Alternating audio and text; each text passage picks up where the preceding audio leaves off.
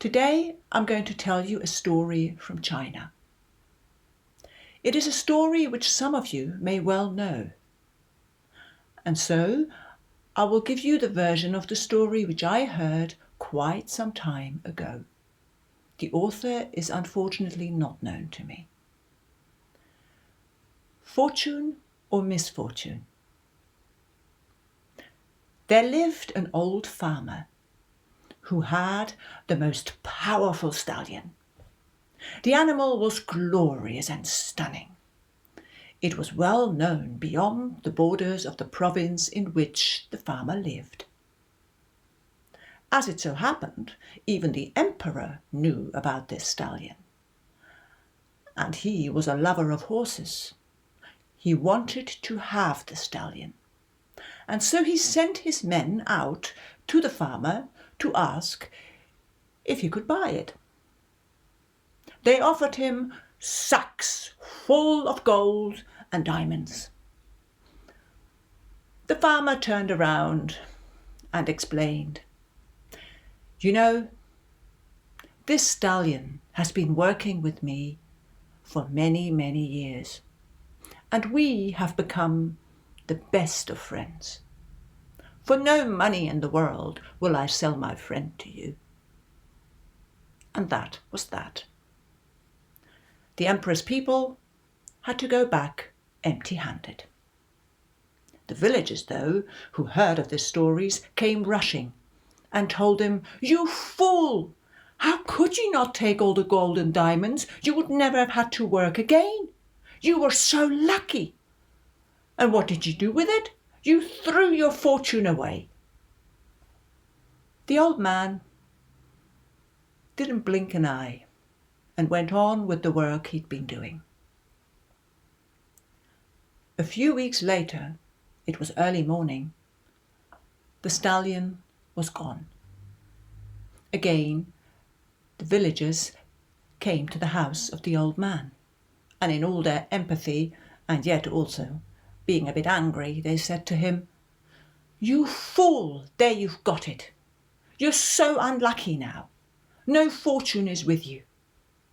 Your horse is gone, you don't have the money. How are you going to work? If only you hadn't been so stubborn." The old man, though, turned to them and said, "I don't really know what all of you are talking about. All I know is that my stallion is not in the stable." And then he went on to do his chores. The people were baffled, and as they went home they murmured, "He must have been in great shock, otherwise you wouldn't react like that." A few days later, it was a beautiful spring day. In the afternoon, everybody was working outside, when across the fields cantered the stallion. His mane was shimmering in the sunshine. But what amazed everybody even more, behind him galloped 6 mares. All of the horses went straight for the house of the old man. Everybody rushed after them. "Your fortune has been made. You're a rich man now. Very soon you will have foals grazing on your meadows." The old man looked into their excited eyes and said as calm as always, "Why are you constantly judging? You're acting as if you can see it all, the whole mosaic. Well, quite frankly, you're looking through the crack within the fence. That's all you can see, and you're exclaiming that you know it all. Can't you just say that I now have 7 horses?" And then he went off to do his work. The people went off as well and said to each other, "He's always been a bit difficult, hasn't he?" Now, the old man had a son. He was still young, full of vigour, full of excitement, full of life. And he wanted to tame the wild horses, which he did, but he was rather unexperienced. So he got onto their backs a bit too soon, and it didn't take long for a mare to throw him off. He landed on his back, and he broke several bones in both of his legs. A healer was called. The healer had a good look at him, and then she explained, "This young man will not be able to use his legs the way he has done before for a very, very long time." "Oh, that is unfortunate," everybody said when they came. "Your son is disabled for now. What are you going to do, all the hard work? Goodness me!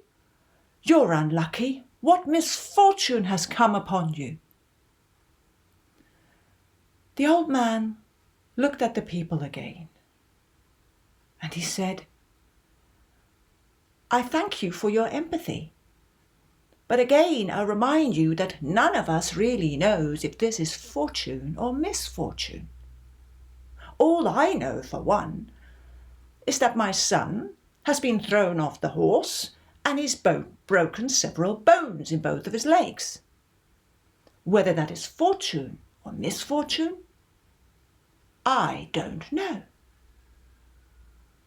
The people went off, and this time they murmured, "He's just old, and anyway, we've got other worries." A few months later, a war broke out in the country. The villagers got very anxious that their sons would be summoned to serve in the army. When they saw the old man, they complained, "Our sons, we don't know if we'll ever see them again. You're so lucky that your son has got his broken legs."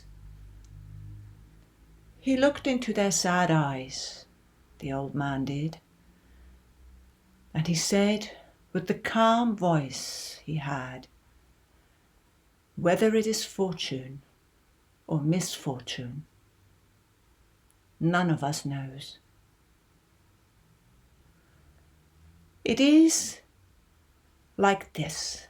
Life unfolds itself, only piece by piece by piece, as if you were shining into the mist with a lamp. You can but see a little ahead. Whether things are fortunate or not, we don't know. The fortune of today may be tomorrow's misfortune, and today's misfortune may be tomorrow's fortune."